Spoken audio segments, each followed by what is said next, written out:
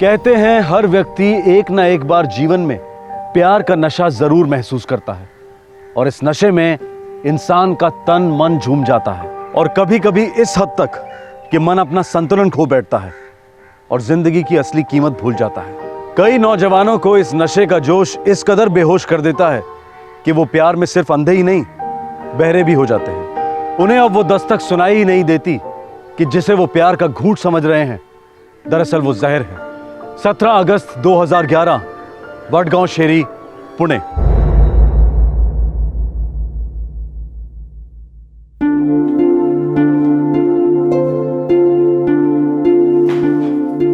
Good morning Ashish. Good morning. Tension में लग रहा है, सब ठीक तो है? हो बाबा, सब ठीक है। लग तो नहीं रहा है, कल से देख रहा हूँ मूड ठीक नहीं है तुम्हारा। एजेंसी में कुछ हुआ है क्या? नहीं बाबा, कहीं कोई प्रॉब्लम नहीं है। देखो बेटा, अगर हमारी ट्रैवल एजेंसी ठीक तरह से नहीं चल रही है तो हम दूसरा कुछ शुरू कर सकते हैं। मैं मदद करूंगा, तुम्हारी पूरा सेटअप करके दूंगा, कोई प्रॉब्लम नहीं है हमारे लिए। नहीं बाबा, वैसे भी कोई प्रॉब्लम नहीं है, मैं भी ठीक हूँ, सब कुछ ठीक है। ऐसे मुंह लटका कर बैठने को कोई ठीक बोलता है क्या? कहीं उस दिन वो भोसले ने तुझे धमकी दी है, उस वजह से तो परेशान नहीं हो ना? नहीं माँ, ऐसा कुछ नहीं है। अब आप दोनों मुझे हद से ज्यादा परेशान कर रहे हो। अकेला क्यों नहीं छोड़ देते मुझे? आशीष बड़ा, क्या हुआ है इसे? देव जाने, पिछले 2 दिनों से ऐसे ही चिड़चिड़ा है।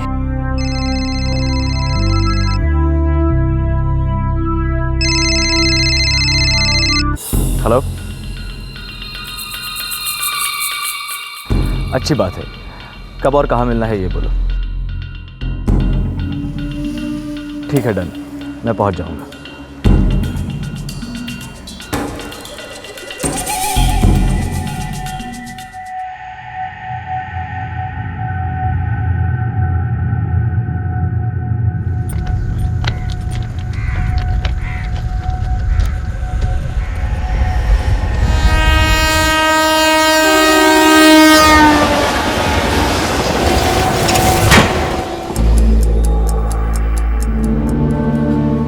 अहो, काय झालं? बताइए ना, क्या हुआ? तुम्ही डायल केलेला नंबर सध्या स्विच ऑफ आ रहा है। अगं भाई, मेरा चिप बहुत घबरा रहा है। आशीष आज सुबह से ऑफिस भी नहीं गया। अरे देवा, फिर कहाँ गया होगा मेरा बेटा? कहाँ है मेरा आशु? बताइए ना। सर, आशीष इकलौता बेटा है हमारा। Sir, number continuous switch off है। मैं भी शाम 4 बजे से ट्राई कर रहा हूँ, स्विच ऑफ ही आ रहा है। घर से निकलने से पहले आशीष ने कुछ बताया कि वो कहाँ जा रहा है, किससे मिलने जा रहा है? कुछ नहीं बताया था, लेकिन कल से मेरा आशु परेशान सा लग रहा था। क्यों परेशान था? नहीं पता, कुछ बोल के भी तो नहीं गया ना। हमें लगा वो भोसले के आदमियों ने उसे धमकी जो दी थी उसी का टेंशन होगा हमारे बेटे को। कौन भोसले? हमारे इलाके में धमकी देने वाला भोसले और कौन है सर? अच्छा, वो भोसले जो आपके बड़े भाई सुरेंद्र पाटिल के खिलाफ इलेक्शन लड़ा था। हाँ, और हार भी गया था। देखिए मिस्टर पाटिल, हम इस धमकी वाली बात पर एक्शन जरूर लेंगे, लेकिन मेरी राय में आप थोड़ा सा इंतजार कीजिए। हो सकता है कल सुबह तक आपका बेटा लौटा है। उस कुत्ते पर कड़ी नजर रखो। अगर वो कुत्ता मेरे हाथ से निकल गया ना तो मैं तुम सब लोगों की वाट लगा दूंगा। हाँ, ठेव फोन। ए विश्वास, तू कशाला चिंता करतो? हा, अरे उस भोसले ने, उसके कुत्तों ने हमारे आशु को टच भी किया ना तो मैं साले की वाट लगा दूंगा। दादा, आपने उस भोसले से बात की क्या? वो चूहा साला फोन पर ही नहीं आ रहा है। लेकिन तू चिंता मत कर विश्वास, मेरे आदमी बराबर उसके पीछे लगे हुए हैं। अरे मैं सब कुछ ठीक कर दूंगा, तू टेंशन मत ले।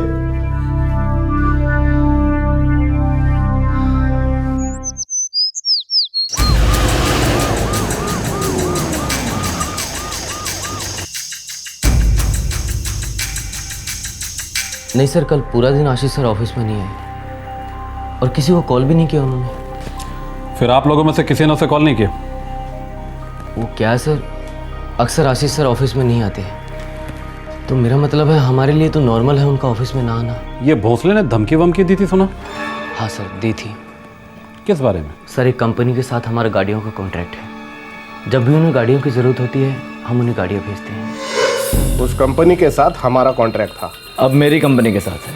उस कॉन्ट्रैक्ट को भूल जा आशीष, वो कंपनी हमारी है, अकेला छोड़ उसे। छोड़ने छाड़ने के दिन अभी बहुत दूर है। प्यार से समझा रहा हूँ, मान जा। नहीं मानता, चल आगे बोलो। बोलना क्या है, किसी दिन तेरी कोई गाड़ी गायब हो जाएगी ना तो तू ही बोलेगा माफ करो साहब गलती हो गई। मेरी गाड़ियों को गायब करोगे तुम? ऐसी हालत कर दूंगा ना तुम्हारी। गाड़ी के साथ साथ तू भी गायब हो सकता है। दुश्मनी तो पुरानी है सर, लेकिन आशीष जी ने उन्हें कभी इतना सीरियसली नहीं लिया। एक्सक्यूज मी, वो भोसले के ही आदमी थे? हाँ सर, हमारे कंपटीशन में जो एजेंसी है उसका मालिक भोसले का खास है, और सर भोसले उसे प्रोटेक्शन भी करता है। सर आशीष के कॉल रिकॉर्ड्स रिट्राइव हुए हैं, उसका सेल भी डिस्कनेक्टेड है और सिम निकाला गया लगता है सर। लास्ट कॉल कहाँ ट्रेस हुआ? मुंडवा सर।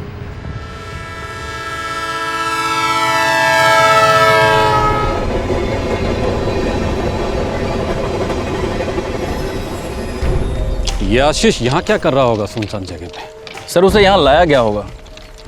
किसने लाया होगा उसे? सर 10:30 के बाद आशीष को कोई कॉल नहीं आया। लास्ट कॉल किसका था? किसी लैंडलाइन नंबर का था सर। किसका नंबर? पीसीओ, यडवाड़ा पीसीओ से। फॉलोअप करते हैं, जरूर कोई कनेक्शन है।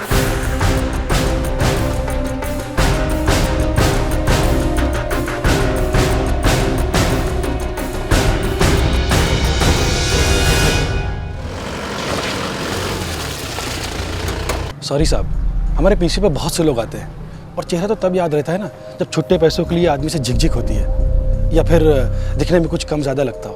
और आम आदमी को याद रखना इतना आसान काम नहीं है साहब, और मेरा फिर किराने का भी काम है साहब। समझ सकता हूँ, कोई बात नहीं, चलो। सावन, आशीष के मोबाइल फोन से सिम कार्ड को निकाला गया है, राइट सर। तो उसके मोबाइल फोन को सर्विलेंस पर डाल दो और फोन के IMEI नंबर को ट्रैक करो। हो सर। और वो बंदा धमकी मास्टर जो आशीष पाटिल और उसकी गाड़ियों को गायब करवाने वाला था, थाने पे ले आते हैं सर। सर कंपटीशन है हमारा, दुश्मनी नहीं।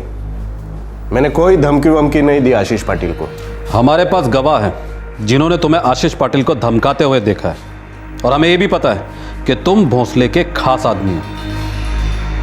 साहब बुरा मत मानिए, पर या तो आप टाइम पास कर रहे हैं या फिर अपना टाइम वेस्ट कर रहे हैं। मैं पिछले 15 साल से इस ट्रैवल एजेंसी को पूरी ईमानदारी के साथ चला रहा हूँ। ये सब डबल गेम में नहीं खेलता। प्रवीण आमरे, तुम कैसा भी गेम खेलो, लेकिन अगर हमें आशीष पाटिल सही सलामत नहीं मिला ना तो थोड़ा बहुत गेम हम भी खेलें तुम्हारे साथ। नहीं इंस्पेक्टर साहब, इतना नीचे मैं गिरूंगा कभी नहीं। लेकिन भोसले साहब, आपके आदमियों ने आशीष पाटिल को धमकाया था। इंस्पेक्टर साहब, कौन मेरा आदमी नहीं है? मेरा नाम लेके है ना चुचुंदर से धर्मेंद्र बनते हैं सब लोग, मालूम है? प्रवीण आमरे, आपका खास आदमी, उसी ने आशीष पाटिल को धमकाया था। अरे दोनों में तू मैं होगी, इसका मतलब ऐसा थोड़ी होता है धमकी। देखो इंस्पेक्टर साहब, सुरेंद्र पाटिल के साथ है ना अपनी पॉलिटिकल दुश्मनी है। हम लोग किसी के फैमिली पे हाथ नहीं डालते, और आशीष तो पाटिल के भाई का लड़का है, बच्चा है, कच्चा नींबू है वो। उसको मैं टच करूं? काय बोलतो इंस्पेक्टर तू तर आपली इज्जत काढायला लागला। सर 2 दिन हो चुके हैं, हमारे बेटे की कोई खबर नहीं है।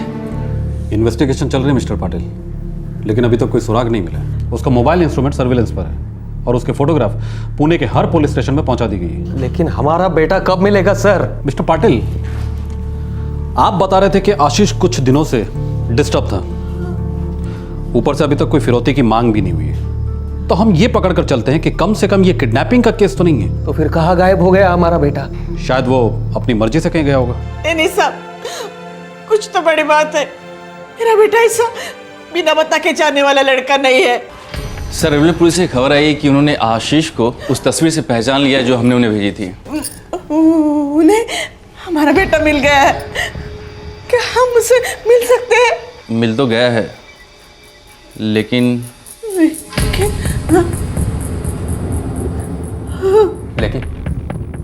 लेकिन क्या सर? 17 अगस्त की शाम को हमें एक लाश रेलवे ट्रैक पर मिली।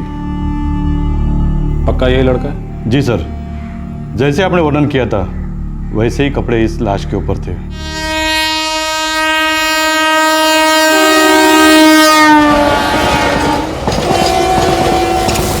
पोस्टमार्टम हो? जी सर, हम लाश को ज़्यादा टाइम तक रख नहीं सके क्योंकि लाश बहुत सड़ चुकी थी। उसके फोटोग्राफ्स हैं हमारे पास, ये देखिए।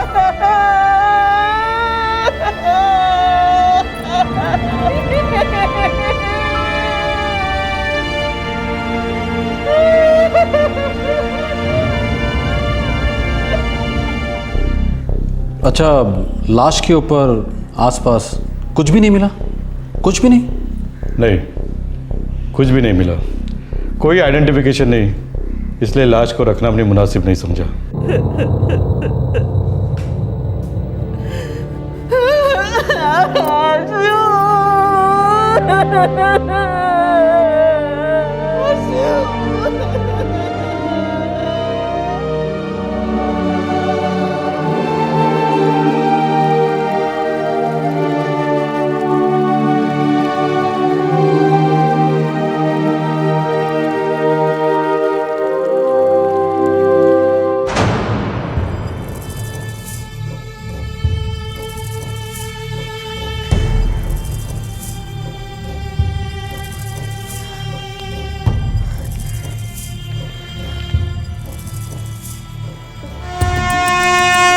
साहब, पूरा एरिया छान मारा, कहीं कुछ नहीं मिला। अच्छी तरह से देखो, कुछ ना कुछ तो मिलेगा। ओके साहब। सर सेल तो डीएक्टिवेटेड है, सिम तो है ही नहीं। सिम कार्ड निकाला गया है सावंत, किसी ने उसके मोबाइल से सिम कार्ड को निकाला है, लेकिन क्यों निकाला होगा? सर मुझे नहीं लगता ये सुसाइड केस है। बिल्कुल नहीं, सुसाइड करने से पहले कोई इतनी मेहनत क्यों करेगा? और एक्सीडेंटल केस भी नहीं लग रहा है। Sir murder? बहा कर है हमारे आशीष को। मिस्टर पाटिल, हमें नहीं लगता कि आशीष ने सुसाइड किया है। देखिए, भोसले वाला एंगल हमने पूरी तरह से चेक किया है। ना भोसले से और ना ही उस ट्रैवल एजेंसी के मालिक प्रवीण आमरे से इस केस का कोई कनेक्शन मिल रहा है। मैं ये जानना चाहता हूं कि कहीं कोई दूसरी वजह तो नहीं जिसकी वजह से आशीष परेशान था? नहीं सर, अगर कुछ होता तो हमारा बेटा हमें बताता जरूर। शायद ऐसी कोई बात जो बच्चे अक्सर माँ बाप से कहने में झिझकते हैं। मेरा मतलब कोई लड़की वड़की का चक्कर हो।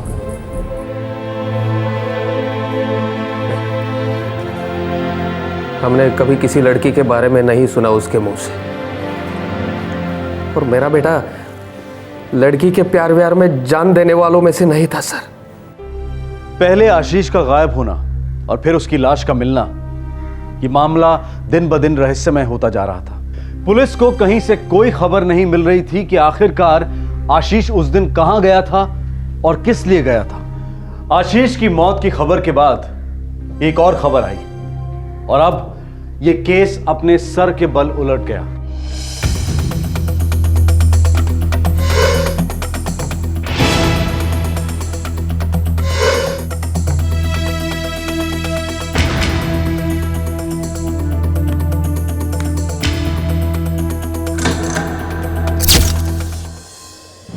सर, आशीष का सेलफोन दोबारा एक्टिवेटेड हो गया है। हमने IMEI नंबर ट्रैकिंग की है। वेरी गुड, लोकेशन कहाँ मिला? येरवाड़ा सर।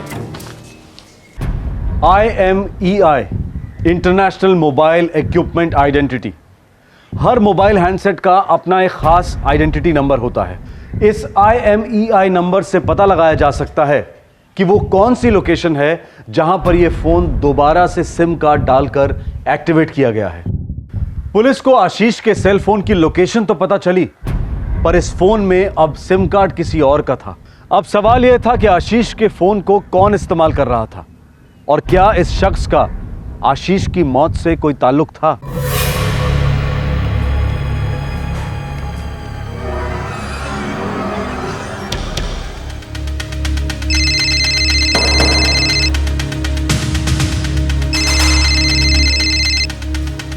हेलो, कौन बोल रहा है? आपने मुझे फ़ोन किया ना मिस्टर। आप कौन बोल रहे हैं? वडगांव शहरी पुलिस चौकी से PSI सावंत बोल रहा हूँ। आप कौन? मेरा नाम सीमा चिखलीकर है सर, पर बात क्या है? आप पुलिस चौकी आ जाओ, आपसे बात करनी है। सर मैं PhD येरवाड़ा में इंजीनियरिंग की स्टूडेंट हूँ। आशीष पाटिल को कैसे जानती हो? आशीष पाटिल? कौन आशीष पाटिल सर? वही आशीष पाटिल जिसका शायद मर्डर हुआ है और जिसका मोबाइल इंस्ट्रूमेंट इस वक्त तुम्हारे हाथों में। सर क्या बात कर रहे हैं आप? ये मेरा सेल फोन है। अच्छा, कहाँ से खरीदा? कब खरीदा? बिल है? घर पर है तो घर चलते हैं, और अगर खो गया है तो पूरे घर को खोद डालते हैं, और अगर नहीं है तो उस दुकान को खोद डालते हैं जहाँ से तुमने मोबाइल फोन खरीदा है। सर एक मिनट, ये सेल फोन मैंने नहीं खरीदा, ये मुझे मेरे फ्रेंड ने गिफ्ट किया है। फ्रेंड का नाम? कृष्णा। एड्रेस?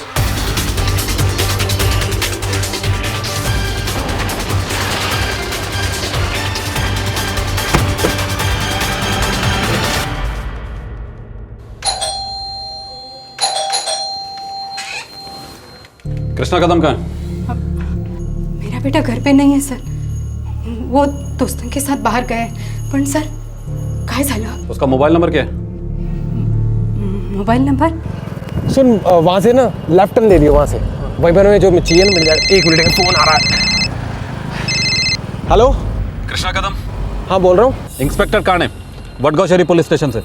क्या हुआ इंस्पेक्टर साहब? पुलिस स्टेशन आ जाओ अभी के अभी। क्या हुआ? अभी के अभी पुलिस स्टेशन बुलाया है। सर इस कृष्णा ने मोबाइल स्विच ऑफ रखा है। मुझे इस कृष्णा पर फुल डाउट है, ज़रूर कोई हाथ है इसका इसमें।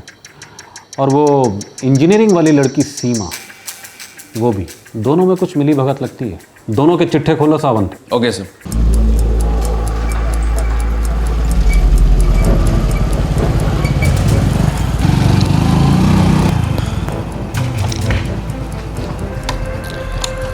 कृष्णा, तो एक काम कर, आज रात को मेरे घर रुक जा, कल दोनों मिलके सोचेंगे कि क्या करना है। वो तो ठीक है यार, लेकिन मुझे समझ नहीं आ रही कि पुलिस वाले मुझ तक पहुंचे कैसे।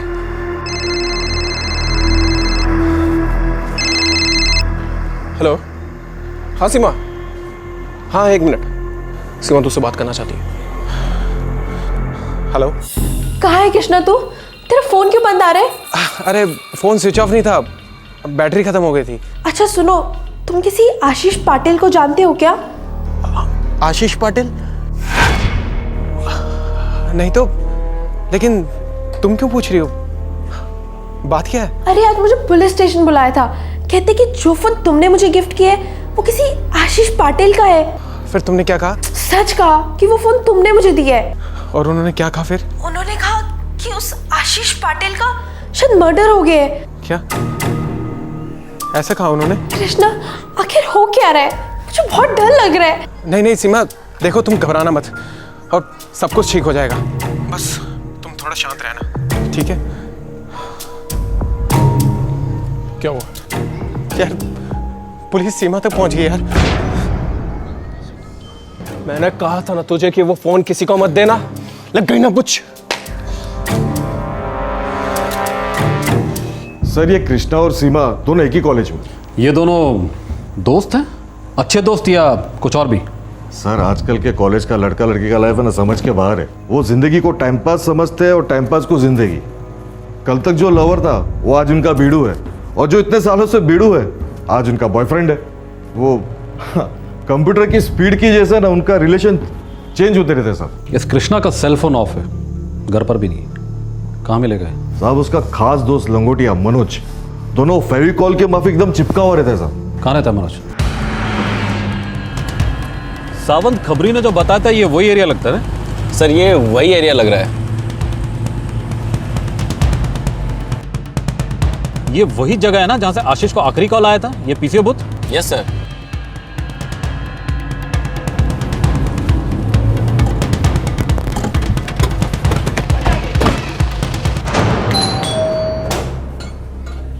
क्या बात है साहब? मनोज है? मनोज तो घर में नहीं है। एक बार हम भी देख लेते हैं। है? अरे कहाँ? अरे बाबा अंदर अंदर क्या है यार? अंदर। ओ उड़ा ले को। अरे अरे अरे अरे क्या कर रहे हो तुम लोग? अरे सर मुझे नहीं मालूम ये आशीष पाटिल कौन है। ये मोबाइल फोन तो हमें सर रास्ते में पड़ा मिला था। कहाँ पड़ा मिला था? सर मुंडवा के पास। येरवड़ा में रहने और पढ़ने वाले स्टूडेंट तुम लोग मुंडवा के पास क्या कर रहे थे? सर उस दिन मनोज और मैं बुशी डैम गए थे, बस यूं ही टाइम पास करने के लिए, और वहाँ से आते वक्त हम चाय पीने के लिए रुके वहीं मुंडवा के पास। तो वहीं हमें सर ये मोबाइल फ़ोन पड़ा मिला। रास्ते पर पड़ा था? Yes sir. ये फ़ोन तुम्हें रास्ते में पड़ा मिला? Yes sir. और तुम लोगों का इंतज़ार कर रहा था, पूरी दुनिया से छुपा हुआ था, लेकिन सिर्फ तुम लोगों को मिला। Yes sir. ये सर के बच्चे, तुम लोगों को क्या लगता है हम सब लोग एड़े हैं? तुम लोग जो कहोगे हम उसे सच मान लेंगे? इस सेल फोन पर एक भी स्क्रैच नहीं है। ये ऐसा लग रहा है मानो आशीष के हाथ से सीधा तुम लोगों के हाथ में आया हो। नहीं सर, मैं किसी आशीष पटेल को नहीं जानता, और मैं सच बोल रहा हूँ सर। सच तो तू अब बोलेगा, तू भी और तू भी, दोनों मिलकर डुएट गाओगे। सर मेरा इसमें कोई कनेक्शन नहीं है, प्लीज़ आप मुझे मत इन्वॉल्व करिए। तुम जा सकती हो, लेकिन पुणे नहीं छोड़ सकती। Thank you sir. लेकर जाओ दोनों को। सर प्लीज सर, हम इनोसेंट हैं सर। हमने कुछ नहीं किया सर, हम इनोसेंट हैं सर, यकीन मानिए कुछ नहीं किया सर, फंसाया यार। सावंत। Yes sir. आशीष, कृष्णा और मनोज तीनों के फोन रिकॉर्ड मंगवा। कहीं ना कहीं तीनों में कोई ना कोई कनेक्शन जरूर है। नहीं, मैंने कभी नहीं सुना, न कृष्णा न मनोज, आशीष ने कभी जिक्र नहीं किया। सर मनोज और कृष्णा का नाम मैंने कभी नहीं सुना, और ना ही आशीष जी के साथ मैंने कभी इन दोनों को देखा है।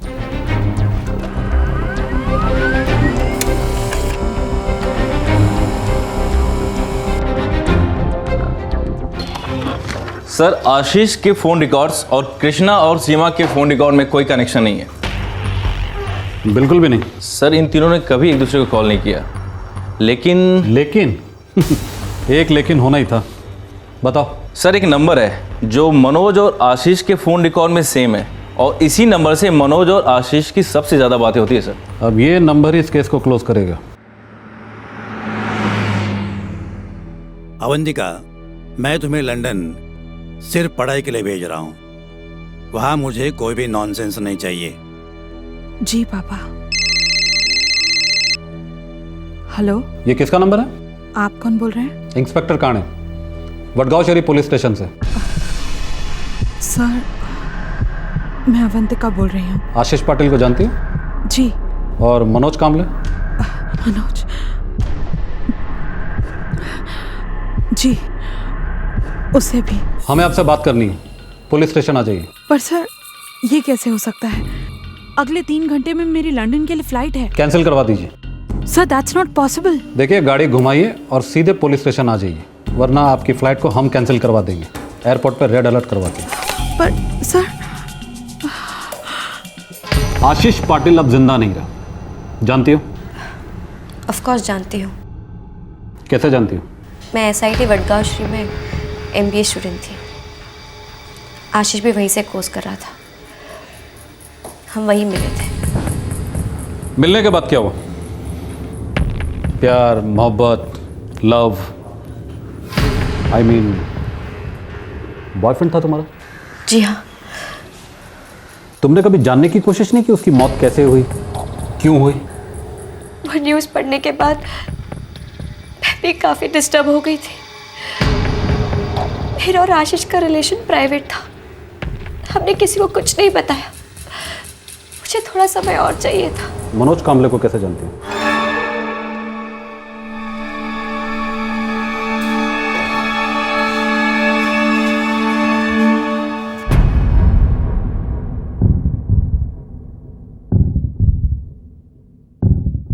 जानते हो इसे?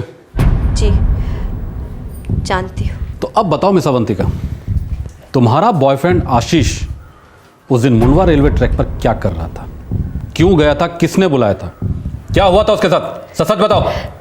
सर मैं सच कह रही हूँ, मुझे कुछ भी नहीं पता है। मैंने तो सिर्फ आशीष से कहा था कि वो एक बार मनोज से मिले, बात कर ले उससे। किस बारे में बात करने को कहा था?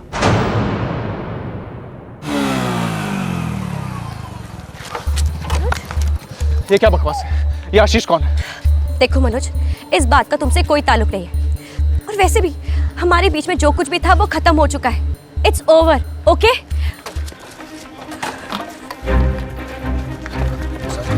काहे का over?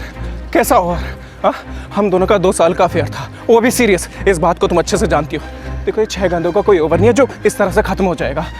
Explain me right now. जो कि मैं नहीं दे सकती। देखो मनोज, मैं तुमसे कोई बहस नहीं करना चाहती, बस ये समझ लेना हम एक दूसरे के लिए ठीक नहीं थे। अरे मगर क्यों ठीक नहीं है? प्रॉब्लम क्या है? ट्यूनिंग नहीं थी। और ये बात जानने के लिए तुम्हें 2 साल लग गए? इसका मतलब तो ये हुआ कि अब तक तुम मेरी लाइफ के साथ सिर्फ खेल रही थी। ओ मनोज, वो गॉड से कि लाइफ के बारे में ना मुझसे बात मत करो। और वैसे भी मैंने तुम्हें कोई लाइफ लॉन्ग कमिटमेंट नहीं किया था।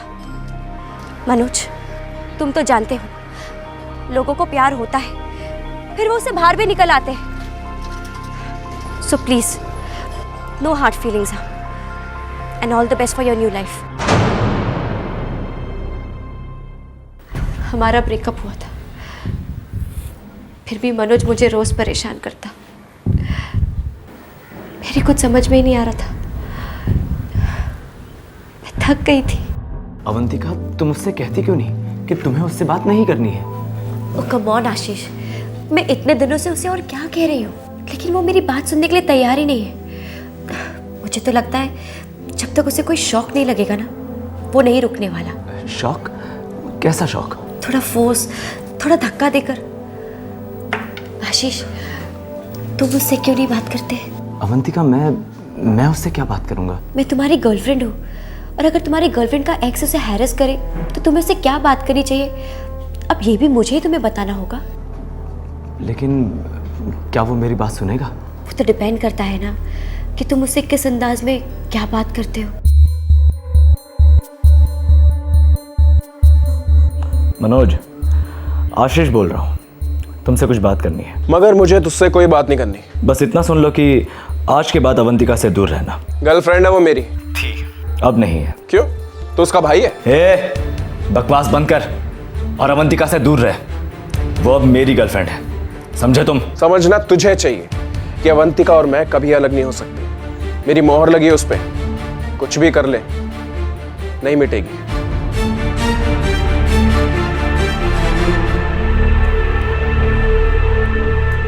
आशीष मुझे 3-4 दिन से लगातार फोन कर रहा था, लेकिन मैंने उसका फोन लिया नहीं। लेकिन इसने मुझे हैरेस करना बंद नहीं किया, रोज फोन करता था। मैंने आशीष से भी कहा कि कुछ करो, बंद करो मनोज के इस नॉनसेंस को। इसी बात को लेकर टेंशन थी उसे, इसी बात से डिस्टर्ब था वो। लेकिन तुम तो उससे बात तक करना पसंद नहीं करते थे, फिर उससे मिलने को राजी कैसे हो गए?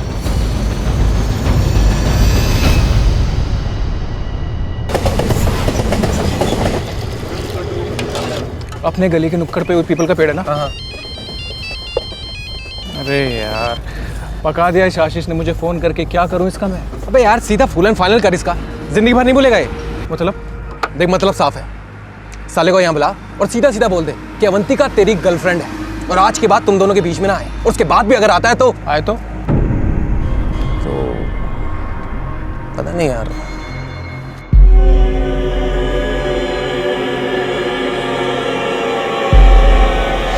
हमारे बीच में जो कुछ भी था वो खत्म हो चुका है। It's over, okay? मैं तुमसे कोई बहस नहीं करना चाहती, बस इतना समझ लेना हम एक दूसरे के लिए ठीक नहीं। कृष्णा, अगर ये आशीष रहे ना तो? अबे लेकिन वो तो है, दिन रात दिमाग चाट रहा है तेरा, हमेशा ही फोन करता रहता है। हाँ अभी तो है, लेकिन आगे से ना हो तो? मतलब ये कि आशीष अचानक से गायब हो जाए तो अवंतिका उसके बारे में सोचेगी नहीं, और फिर वो मेरे पास चली आएगी। आ सकती है? मेरा मतलब मनोज, आशीष गायब कैसे होगा? अबे तेरे दिमाग में चल क्या रहा है? अबे क्या सोच रहा है तू?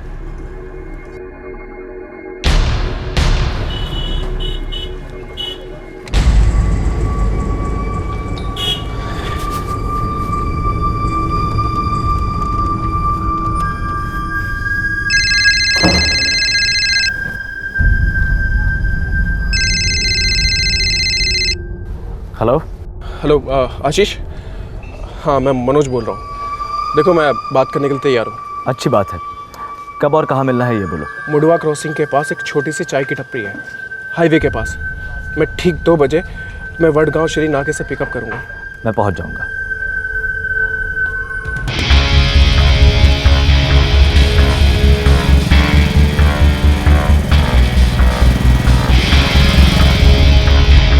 देखो मनोज, अवंतिका ने जो डिसीजन लिया है तुम्हें उसकी इज्जत करनी चाहिए। अवंतिका का और मेरा रिलेशन 2 साल तक था, सीरियस रिलेशन, और इस बात को तुम अच्छे से जानते हो, तो तुम्हें भी उसकी इज्जत करनी चाहिए ना। हाँ करनी चाहिए, लेकिन अब तुम्हारा रिश्ता खत्म हो चुका है। अवंतिका का और मेरा रिश्ता अब बहुत मजबूत है, 2 साल से भी बहुत ज़्यादा आगे जाएगा। हाँ बॉस, लेकिन तुमसे पहले मैं उसकी ज़िंदगी में था। समझा करो यार, तुम अभी हो ही नहीं। अवंतिका की ज़िंदगी में तुम मायने ही नहीं रखते, तुम उसे दिखते ही नहीं हो यार। हाँ, क्योंकि तुमने उसकी आंखों पे पट्टी जो बांध के रखी है आशीष पाटिल, क्योंकि तुम हमारे बीच में आ गए। गलत, मैं तुम दोनों के बीच में नहीं आया था। पहले अवंतिका ने तुम्हें अपनी ज़िंदगी से बाहर कर दिया था और इसके बाद हमारी दोस्ती हुई थी, और इस बात से तुम इनकार नहीं कर सकते मनोज। सही कहा तुमने, वैसे भी एक ही तो ज़िंदगी मिली है, इसे एक लड़की के लिए क्यों बर्बाद करना। और तुमने बिल्कुल सही कहा, अवंतिका को मैं दिखाई नहीं देता, तुम दिखाई देते। ठीक है, मैं अपनी हार मान लेता हूँ। नहीं यार, हार और जीत की बात नहीं है, बस लाइफ और टाइम का खेल है, दोनों किसी के लिए नहीं रुकते।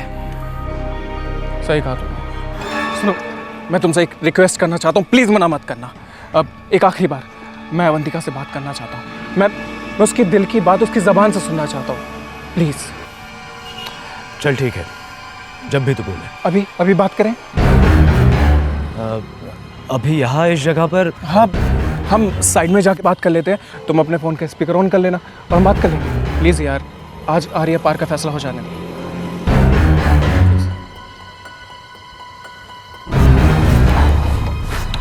मैं अवंतिका को फ़ोन लगाता हूँ।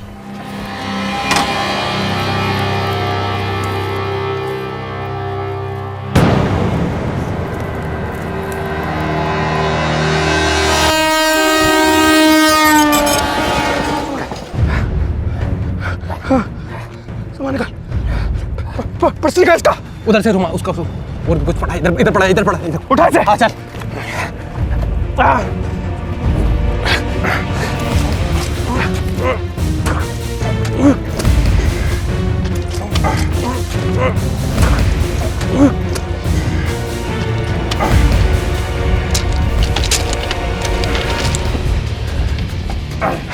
तूने सब कुछ निकाल लिया ना? हाँ, सब कुछ निकाल लिया, वॉलेट, घड़ी, मोबाइल, सब कुछ। अब ये कोई सुसाइड या एक्सीडेंट का केस लगेगा। भाग भाग भाग भाग।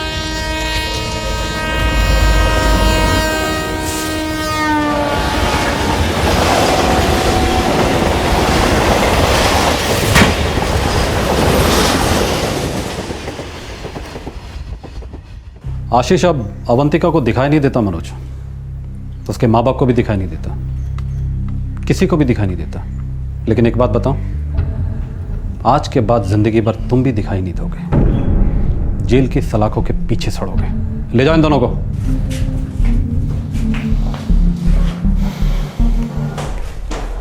हमारा एक खबरी है, बोल रहा था कॉलेज का कुछ लड़का लड़की लोग का कुछ समझ में नहीं आता है, जिंदगी को टाइम पास समझते हैं और टाइम पास को जिंदगी। शायद सच बोल रहा था वो, नहीं?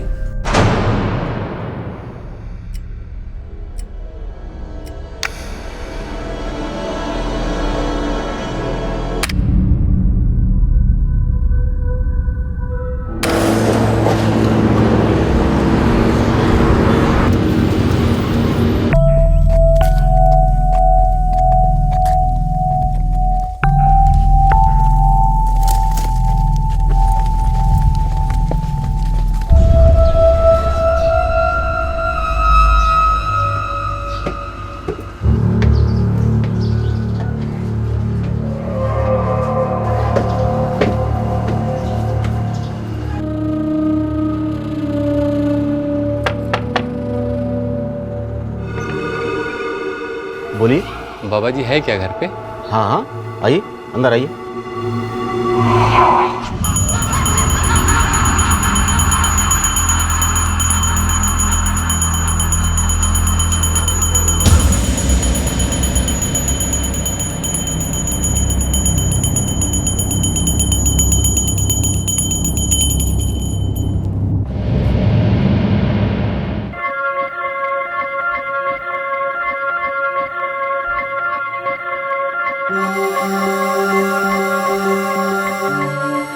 तू पूरी तरह ठीक हो जाएगा।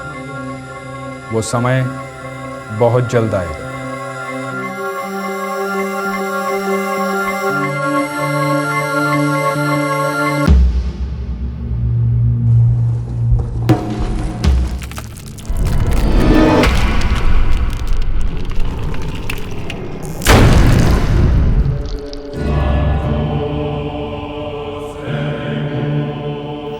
इसका समय आया और गया।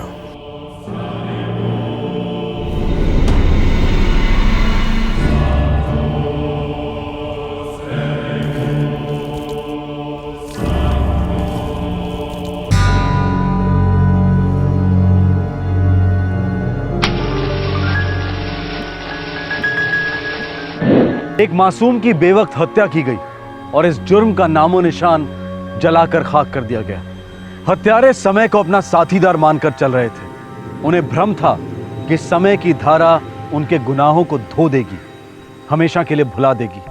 वो ये मानकर चल रहे थे कि अगर एक अरसे के बाद जली हुई लाश का कोई हिस्सा मिलता भी है तो शिनाख्त की घड़ी कभी आएगी ही नहीं। लेकिन वो घड़ी आई और ये एक घड़ी के कारण ही मुमकिन हुआ। जी हां, पीड़ित की कलाई पर रिस्ट वॉच इस केस का एकमात्र सुराग था जो कानून को दस्तक दे रहा था कि शिकारी कौन था और शिकार कौन।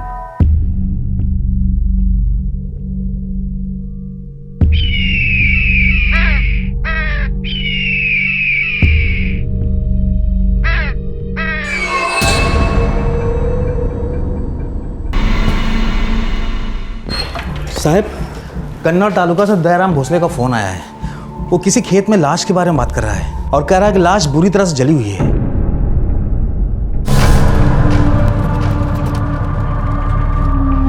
फॉरेंसिक टीम को बुला लेना और बॉडी पोस्टमार्टम के लिए भेज देना।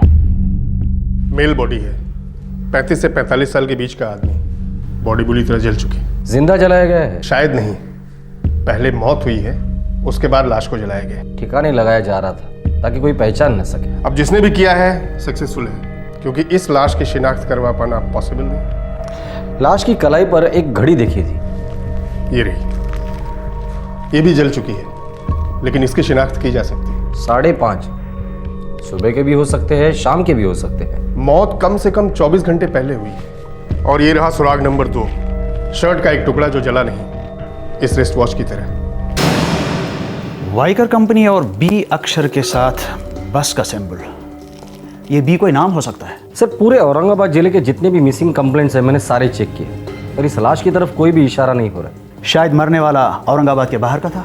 हाँ सर, हो सकता है। और ये भी हो सकता है कि इस घड़ी की सुई हमें सही दिशा तक ले जाए।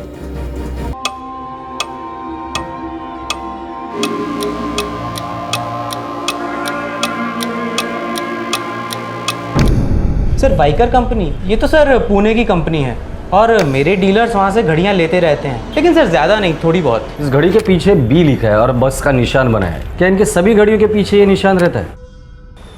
1 मिनट सर।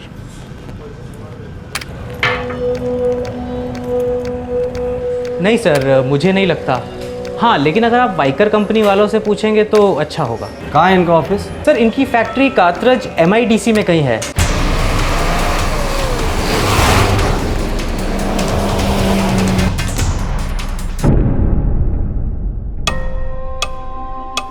ये माल हमारा है और हमारी फैक्ट्री में बना है। दरअसल ये घड़ी हमें एक लाश की कलाई पर मिली थी औरंगाबाद में। हम लोग उसी की शिनाख्त करने की कोशिश कर रहे हैं। सर, ये लेटर बी और ये जो बस का सिंबल है, हम लोग उसी के बारे में जानना चाहते हैं। सर, आमतौर पर इस तरह की मार्किंग हम नहीं करते हैं। ये मेड टू ऑर्डर है, मतलब किसी ने खास तौर पर बनवा के लिए है। किसने? पुणे में हमारी मार्केटिंग सेल है, आई थिंक वहाँ से पता चल सकता है।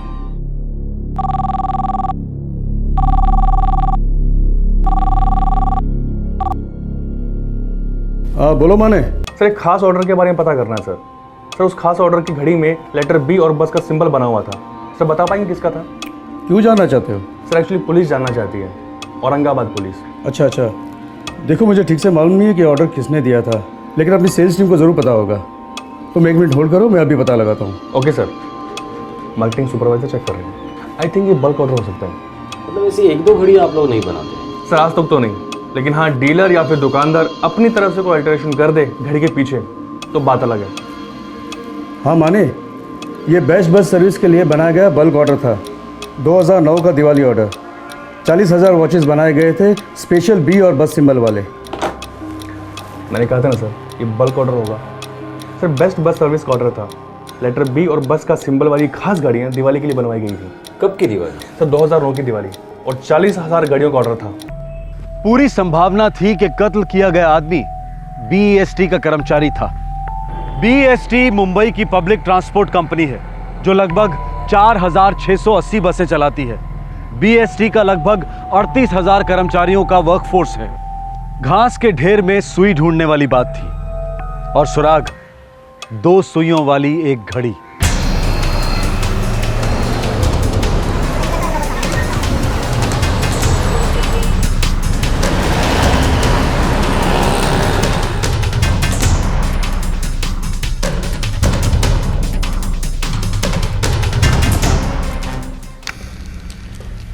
हाँ, ये घड़ियाँ हमारे मैनेजमेंट ने सभी कर्मचारियों को दिवाली को दी थी 2009 में। ये घड़ी हमें एक लाश की कलाई पर मिली। सर हमारे 38,000 कर्मचारी हैं। उस हर एक की एक फाइल होगी, अटेंडेंस शीट होगी। उन 38,000 कर्मचारियों में से ऐसे कितने लोग हैं जो पिछले 4-5 दिन से काम पर नहीं आए? ये हमारे सभी बस डिपोज की अटेंडेंस रिपोर्ट देखकर पता लगाया जा सकता है। बोरकर साहब, सभी डिपोज को इन्फॉर्म कीजिए। देखिए, हमारे हिसाब से 14 जुलाई को खून हुआ, 15 जुलाई को हमें लाश मिली, और आज 19 जुलाई है। तो 14 जुलाई से लेकर आज तक जो लोग काम पर नहीं आए, मुझे उन सभी की लिस्ट चाहिए।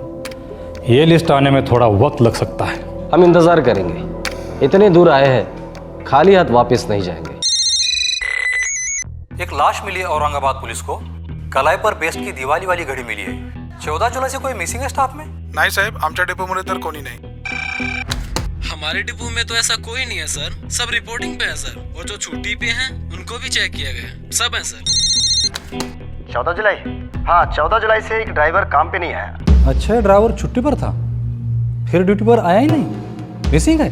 जी हाँ बोरकर साहब। उस ड्राइवर का नाम था सुदर्शन कांबले। 13 को तो उसका वीकली ऑफ था, 14 को उसने एक सीएल लिया था, और 15 को उसको काम पे आना था, पर वो आया नहीं। शायद बीमार होगा, छुट्टी पर ही होगा। अरे नहीं बोरकर साहब, 17 जुलाई को तो उसकी बीवी परेल पुलिस चौकी में उसके मिसिंग का कंप्लेंट दर्ज करवाने गई थी। सुदर्शन कांबळे, उम्र 35 साल, परेल बस डिपो। धन्यवाद बोरकर साहब। दीपा कांबळे? हो साहेब। सुदर्शन कांबळे की बीवी हो? हो साहेब। हम लोग औरंगाबाद पुलिस से, शायद आपके पति के बारे में हमारे पास जानकारी है। नहीं, ये क्या कह रहे हैं आप? देखिए, हम 100% नहीं कह सकते, पर हो सकता है कि वो लाश सुदर्शन की हो। लाश के पास ये 2 चीजें मिली, पहचान सकती है आप?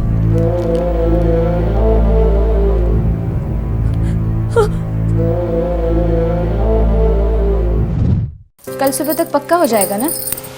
हाँ, बस पैसे दूंगा और तुरंत वापस लौट आऊंगा।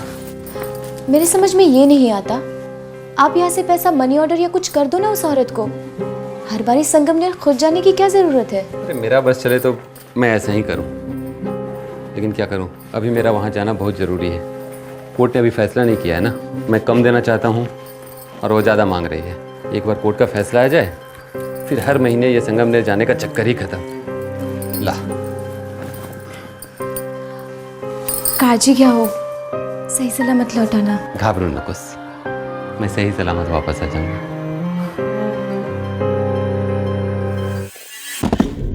तो तुम्हारा पति सुदर्शन संगमनेर गया था,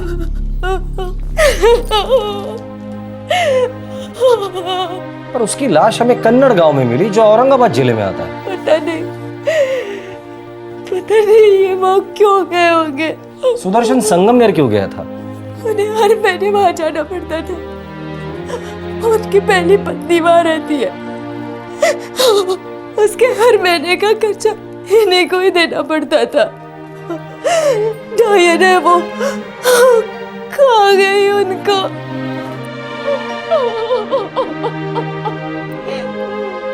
हमने संगमनेर पुलिस स्टेशन को इन्फॉर्मेशन भेज दी थी। उन्होंने सुदर्शन की पहली पत्नी से पूछताछ की। क्या बोली? बोली कि मेंटेनेंस के लिए पैसे देने आया था और चला गया। अब उसके बाद वो कहाँ गया, उसका क्या हुआ, उसे कुछ नहीं मालूम। आप लोगों ने सुदर्शन कांबळे का फोन रिकॉर्ड चेक किया? उसका सेल 14 जुलाई से ऑफ है। ये उसका सेल रिकॉर्ड है। उसकी लास्ट बात ये एक पीसीओ के नंबर से हुई है। ये पीसीओ यहीं परेल में ही है। ये सुदर्शन कांबले भी परेल डिपो में ही काम करता है ना? हाँ, हम परेल डिपो भी गए थे पूछताछ करने के लिए कि शायद हो सकता है कोई आपसी दुश्मनी वगैरह हो, लेकिन ऐसा कुछ नहीं मिला। समझ में नहीं आ रहा ये औरंगाबाद करने क्या गया था। पहले तो हमको लगा कि हो सकता है कि औरंगाबाद में कोई अफेयर वगैरह हो। उसके फ़ोन का लास्ट लोकेशन भी कन्नड़ गांव है। हम वहाँ भी गए थे मगर वहाँ भी कुछ नहीं मिला। उसकी बीवी दीपा, उसने उसे फ़ोन नहीं किया? नहीं, दीपा के पास कोई भी सेल नहीं है। उसने हमें बताया कि उसने एसटीडी बूथ से कई बार बात करने की कोशिश की, लेकिन हर बार सुदर्शन का फ़ोन स्विच ऑफ था। मतलब सुदर्शन आखिरी बार अपने पहली बीवी से मिला था? हाँ, कादम्बरी नाम है उसका। कादम्बरी, उससे बात करनी होगी। दोबारा उसके मुंह से सब कुछ सुनना होगा।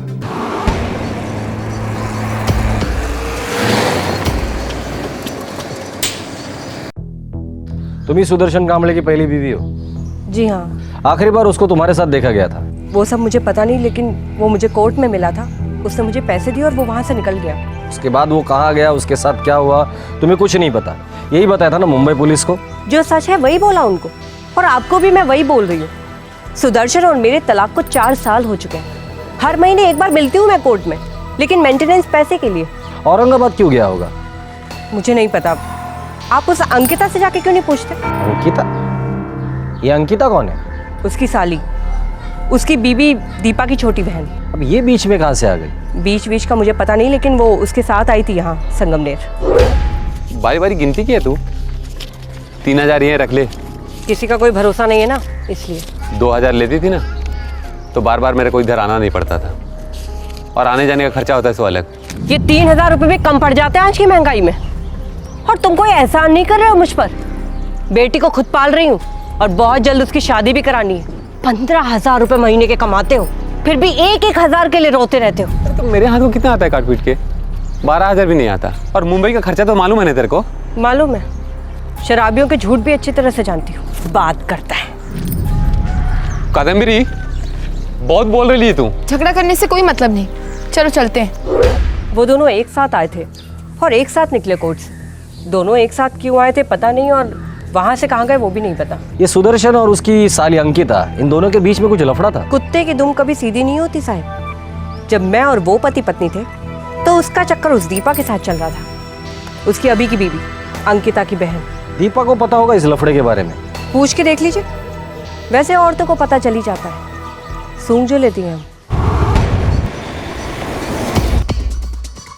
हाँ, मेरी बहन अंकिता गई थी उनके साथ। क्यों? उनका अकेले वहाँ जाना मुझे पसंद नहीं था। तो तुम क्यों नहीं गए उनके साथ? मैं यहाँ तैयारियाँ कर रही थी। किस बात की? मेरी बहन अंकिता की शादी थी।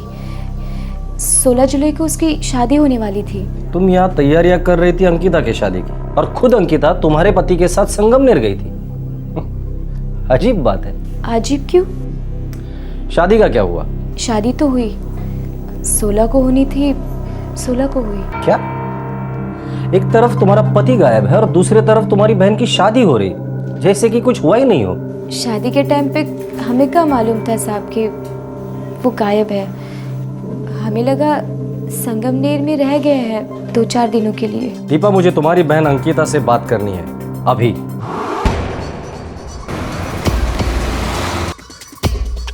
सर, ये सुदर्शन की बीवी दीपा कुछ ज्यादा ही सीधी लगती है। इसकी पीठ पीछे इस अंकिता का सुदर्शन के साथ अफेयर चल रहा होगा। तो फिर ये अंकिता सुदर्शन का मर्डर क्यों करेगी? उसकी शादी होने वाली थी ना सर, शायद इसीलिए।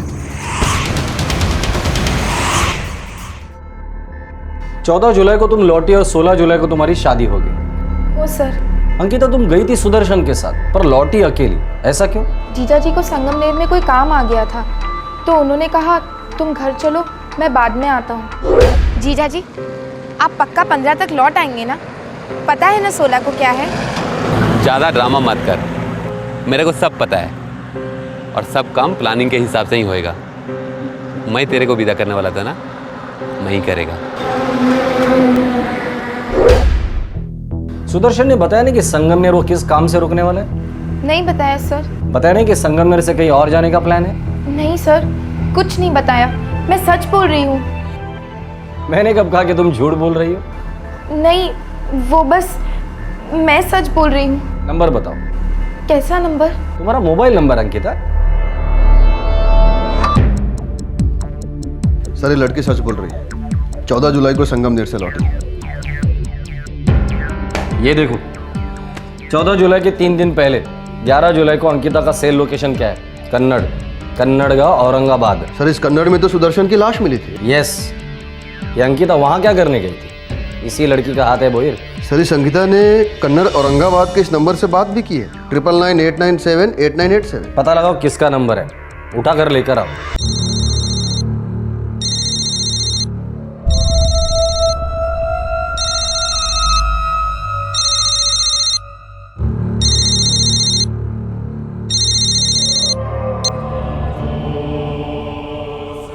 हेलो हेलो, शिविर police station Varun PSI Bhoir बोलतो।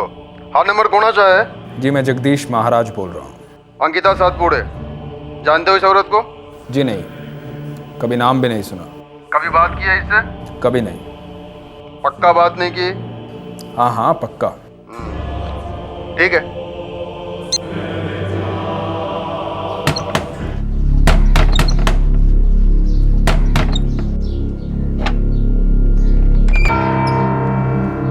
जगदीश महाराज, अगर अंकिता सातपुड़े तुम्हारे सामने आ जाए तो शायद तुम्हें याद आ जाएगा कि तुम उससे 11 जुलाई को मिले थे। मैं वो क्यों मिले थे ये तो अंकिता ही बताएगी।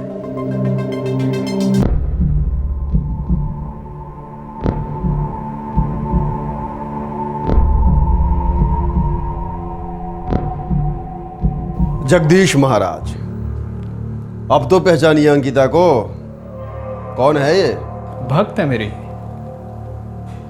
बहुत भक्त मिलने आते हैं, फोन भी करते हैं। हर किसी का नाम थोड़े ही याद रखूंगा। मुंबई बेस का कर्मचारी सुदर्शन कांबळे, क्या वो भी तुम्हारा भक्त था? नाम कुछ सुना सुना सा है। देखिए, साधु हूं मैं, जड़ी बूटियां बनाकर लोगों की बीमारियां दूर करता हूं, और पूरे महाराष्ट्र से मेरे भक्त आते हैं दर्शन के लिए। अंकिता जी, आपको कौन सी बीमारी थी जो आप इस जगदीश महाराज से मिलने गई थी 11 जुलाई को?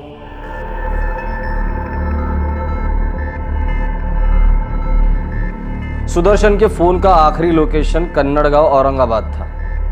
उसकी जली हुई लाश वहां एक खेत में मिली थी हमें, और तुम दोनों आखिरी बार कन्नड़गांव में मिले थे कत्ल के 3 दिन पहले।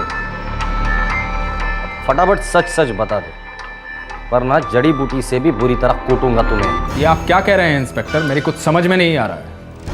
ये लड़की मेरे पास दवाइयाँ लेने आई थी बस। अंकिता जी, आपका ये जड़ी बूटी वाला महाराज तो हमें झूठ की पुड़िया थमा रहा है। सच का चिट्ठा खोलोगी तो सबके लिए अच्छा होगा।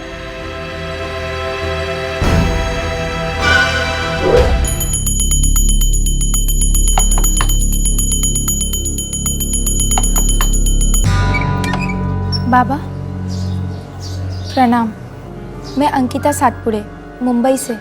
अच्छा अच्छा अच्छा, आओ अंदर आओ। 30,000 हैं। होने दो, मेरे पास मत रखना।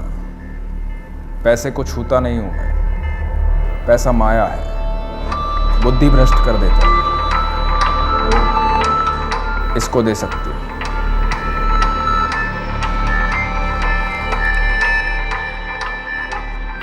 अब मैं चलूं बाबा?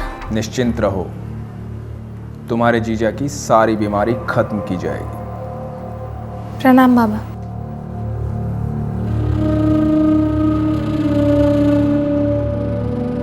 तुमने इस ढोंगी बाबा को सुपारी दी थी 30,000 रुपए की अपने जीजा जी को मरवाने के लिए। क्यों किया ऐसा? अपने होने वाले पति से अपना अफेयर छुपाना चाहती थी, जो तुम्हारे जीजा जी सुदर्शन कांबळे के साथ चल रहा था। ये झूठ है, मेरा जीजा जी के साथ कोई अफेयर वफेयर नहीं था। फिर ऐसा क्या था कि तुमने उसे जान से मरवा दिया? मुझे नहीं पता था उनका खून हो जाएगा। मैं तो सिर्फ पैसे डिलीवर करने गई थी। किसने भेजा था तुम्हें पैसे देकर? ये तो पैसे बाबा को दे देना अंकिता। कशाला ताई? अंकिता, तुम्हारे जीजू की तबीयत बहुत खराब है, शराब की बीमारी है उन्हें। लेकिन ताई, 30,000 रुपये का ट्रीटमेंट, कैसा ट्रीटमेंट है ये? और इतने सारे पैसे आए कहाँ से ताई? मैंने अपनी सोने की चेन बेच दी तुम्हारे जीजू की भलाई के लिए। अब सुदर्शन को शराब छोड़नी ही होगी, नहीं तो जिंदगी छूट जाएगी उसकी।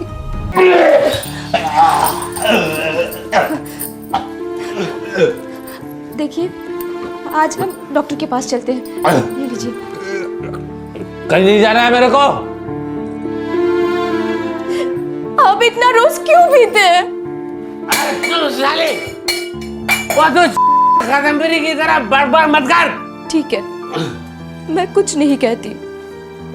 अब जो भी कुछ कहेंगे वो डॉक्टर कहेंगे। चल साले, कोई कुछ नहीं कहेगा, कोई कुछ नहीं कहेगा। और तू खड़ा खड़ा क्या कर रही है? जा, जा उधर कुछ खाने को लेके आ, मेरे को बहुत भूख लगी है।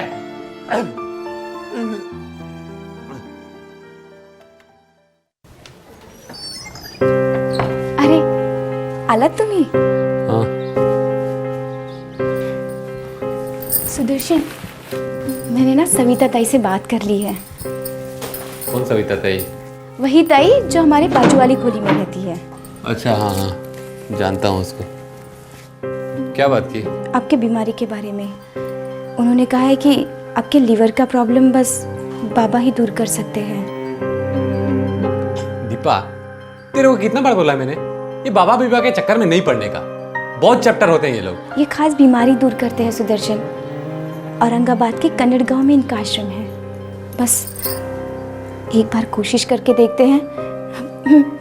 मैं तुम्हारे सामने हाथ जोड़ती हूँ सुदर्शन। अच्छा चल, जा जा, आराम से सोचते हैं। आराम से सोचने लायक तुम्हारी हालत नहीं है सुदर्शन। मैं आपके पैर पड़ती हूँ, एक बार मिल लो उस बाबा से। अच्छा ठीक है, जा अभी कुछ खाने के लिए लेके आ।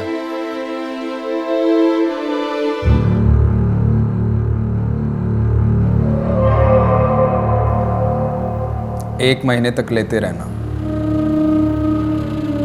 फिर आके मिलना।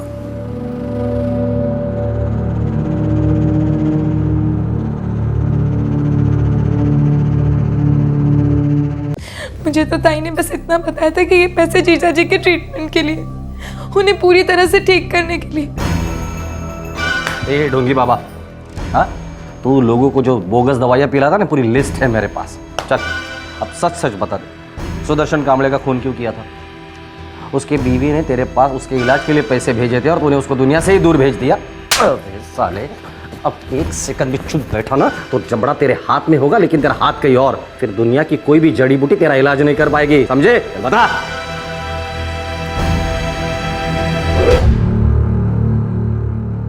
वो नहीं आया? बाबा, उन्हें छुट्टी नहीं मिली। छुट्टी लेना नहीं चाहता तेरा पति? उसे मेरी दवाइयों पे विश्वास नहीं रहा ना? मैं काय करूं बाबा? तो दारू सोडतच नहीं, बस पीते रहता है। मेरी सुनता ही नहीं है वो बाबा। मन छोटा मत कर।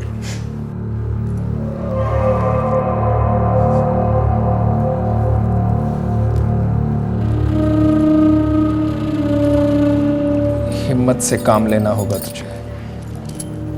कड़वी सच्चाइयां सुननी होंगी तुझे। कैसी सच्चाई बाबा? जीवन और मृत्यु की सच्चाई। तेरा जो ये पति है ना सुदर्शन, चंद दिनों का मेहमान है। ऐसा ना कहिए बाबा, कुछ कीजिए। किया तो उसने बहुत बुरा किया है। इस जन्म में ही नहीं, पिछले जन्मों में भी बहुत बुरा किया है, जिसका कोई इलाज नहीं, कोई दवा नहीं, कुछ नहीं। तुझे दुख के सिवाय कुछ नहीं दे पाएगा वो, तिनके भर का सुख भी नहीं। तुझे क्या लग रहा है, तेरी चुप्पी मुझसे बात नहीं कर रही? तेरे दुख का इलाज है मेरे पास। तेरा पति कभी तुझे स्त्री सुख नहीं दे पाया, दे भी नहीं पाएगा। वो बेचारा तो खुद दुख में डूबा हुआ है, पर तुम दोनों का इलाज है मेरे पास।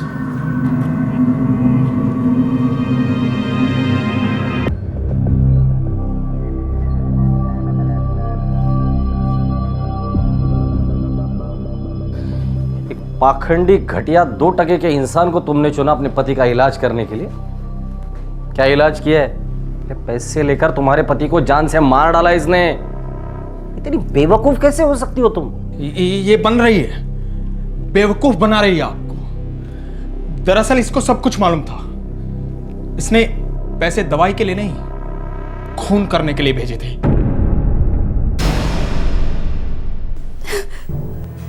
मैं क्या करती साहब?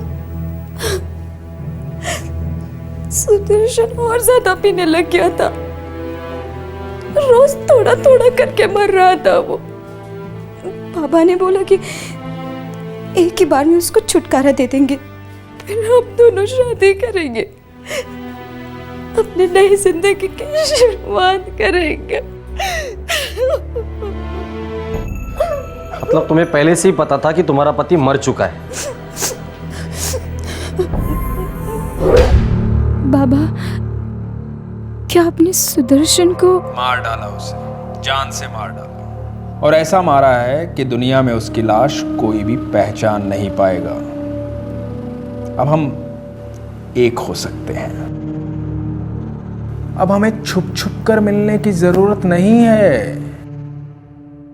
थोड़े दिन चुप बैठो, फिर अपने इलाके के पुलिस स्टेशन में जाके अपने पति के लापता होने की रिपोर्ट लिखवा देना। पुलिस कभी लाश ढूंढ नहीं पाएगी, गारंटी है मेरी। और लाश मिल भी गई तो 2 से 2 नहीं मिला पाएगी। जी बाबा। अब तुम मुझे बाबा मत कहो, मैं तुम्हारे लिए सिर्फ जगदीश हूं। तुम्हारा जगदीश, सिर्फ तुम्हारा जगदीश। तुम्हारी जिंदगी आसान नहीं थी, मानता हूं मैं दीपा। एक शराबी पति किसे चाहिए? शायद वो ज्यादा दिन तक जिंदा भी नहीं रहता, पर तुम दोनों तो नशे के गुलाम नहीं थे। पूरे होश में तुम दोनों ने एक आदमी की हत्या की है, और ये सिर्फ एक संगीन जुर्म नहीं बल्कि एक घटिया हरकत भी है। पर दीपा, तुम इस फ्रॉड की बातों में कैसे आ गए? ऐसे घटिया आदमी के साथ जिस्मानी रिश्ता कैसे रखा? हफ्ते भर भी शर्म नहीं है तुम्हें?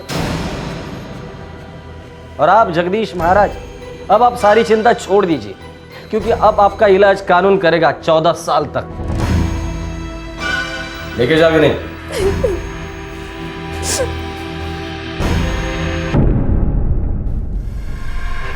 आर्टिकल्स लिस्ट में से फाइल कर देना भाई। ये घड़ी इस केस की स्टार है। शादी के झूठे वादे करके इस ढोंगी बाबा ने दीपा का सेक्सुअल एक्सप्लॉयटेशन किया था। बेबस और लाचार दीपा इस बाबा के झूठे वादों के तालाब में पूरी तरह से डूब गई थी। पुलिस ने और इन्वेस्टिगेशन की तो पता चला कि जुर्म करना और औरतों को फंसाना इस विकृत इंसान की आदत थी, पेशा था। हमारे देश भर में, समाज के हर तबके में ऐसे हताश और बेबस लोग हर दिन इन पाखंडियों के पैतरों का शिकार होते रहते हैं। इस केस में एक जिंदगी मिटाने के बाद सबूत भी लगभग पूरी तरह से मिट चुके थे। शायद ये केस कभी सॉल्व ही नहीं होता, पर कहते हैं ना कि समय से आगे रहने के लिए आपके तरीके बिल्कुल जायज होने चाहिए, वरना समय साए की तरह पीछा करता है और जुर्म को साए से बाहर निकालकर रोशनी में ले आता है, जैसा कि इस केस में एक रिस्ट वॉच ने किया। फिर होगी आपसे मुलाकात, तब तक अपना ख्याल रखें, सुरक्षित रहें। जय हिंद। इस तरह के और भी एपिसोड देखने के लिए हमारे चैनल को सब्सक्राइब करें और बेल आइकन दबाना ना भूलें।